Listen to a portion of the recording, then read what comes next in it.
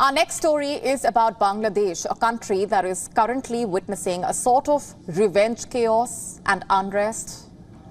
You see, when former Prime Minister Sheikh Hasina fled the country following that massive revolution, she left behind a country in disarray.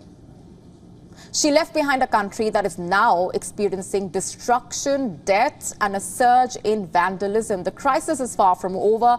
Since earlier this month, arson attacks on factories have sparked deep concerns among entrepreneurs.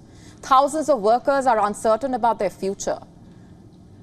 The most recent tragedy? A devastating fire that started 3 days ago at one of Bangladesh's largest tyre factories, the Gazi tyre factory in Rupganj. The fire started on the 25th of August. It has now turned into a human catastrophe. More than 130 people are still missing. Local media reports suggesting that up to 174 people may have lost their lives. What went wrong? Reports indicate that the fire raged for over 32 hours, causing 3 floors of the building to collapse. In response, a team of experts from the Bangladesh University of Engineering and Technology has been asked to assess the structural integrity of the building and also guide the ongoing rescue efforts. But this is not an isolated incident. Since August 5, nearly 36 industrial units across the country have been targeted in acts of arson, looting and vandalism. The question is, why is this happening? Because the collapse of the government, business leaders have described the situation as unprecedented. Law and order has completely broken down. Most of the establishments targeted are owned by business people with political ties, particularly those linked to the Bangladesh Awami League, the same party that ruled for 15 years until Sheikh Hasina's departure on the 5th of August.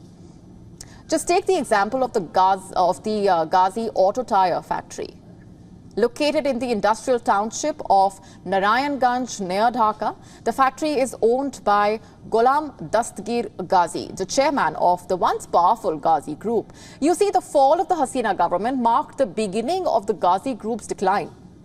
Gazi, who served as the Minister of Textile and Jute under Hasina's government, was arrested earlier this week on the 25th of August. However, the police have not provided any details about the specific charges that led to his arrest. This month, 2 of Gazi Group's factories in Narayanganj, the Gazi Auto Tyres and Gazi Pipe, were repeatedly attacked. Incidents of arson and vandalism took place here from the 5th of August to the 8th and again on 25th to 26th August. Prior to his arrest, Gazi had gone into hiding. In a letter to the Federation of Bangladesh Chambers of Commerce and Industry, Gazi Auto Tyres reported losses of around 1,000 crore taka due to the attacks. Several other factories have also reported the arson and vandalism. But what's shocking is that the local police say that they do not have reports of these incidents. And that's not all, it gets worse. Earlier this week, the decomposed body of a Bangladeshi Awami League leader was found in the northeast Indian state of Meghalaya. On the 26th of August, police in Meghalaya's East Jaintia Hills discovered the decomposed body of a prominent Awami League leader from Bangladesh. The confirmation came from officials on the evening of the 28th of August. The body was found in a betel nut plantation approximately 1.5 kilometers inside the India-Bangladesh border. The deceased was identified as Ishaq Ali Khan Panna, a senior leader of the Awami League. The identification was made possible by a passport found on his body. The body was transported to a civil hospital for autopsy. But Panna, who was the former General Secretary of the Bangladesh Chhatra League, had been in hiding since the fall of the Sheikh Hasina government on the 5th of August.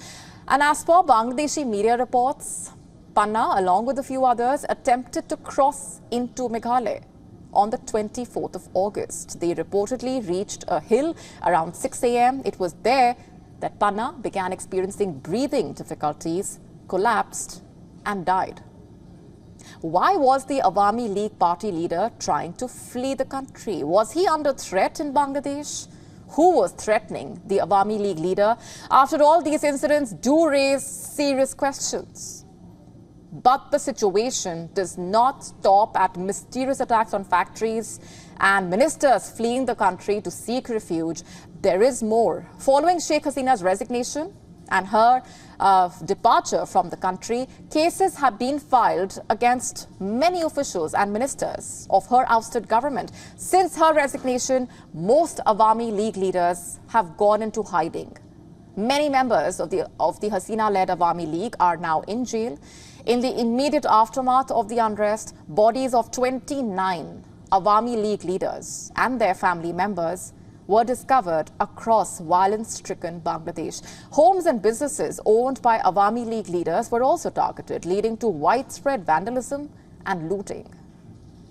These developments leave us with a string of questions that may remain unanswered. What will happen to the remaining Awami League leaders still in hiding? Will they face the same fate? How will the new interim government, led by Mohammad Yunus, handle the violence and the crackdown on former officials of the Hasina government? Can they restore order, or will the country descend further into chaos? Most importantly, what does the future hold for Bangladesh? Is this going to be the new normal for a country already dealing with government collapse and widespread violence? Only time will tell. To stay up to speed with the latest news, download the WION app and subscribe to our YouTube channel.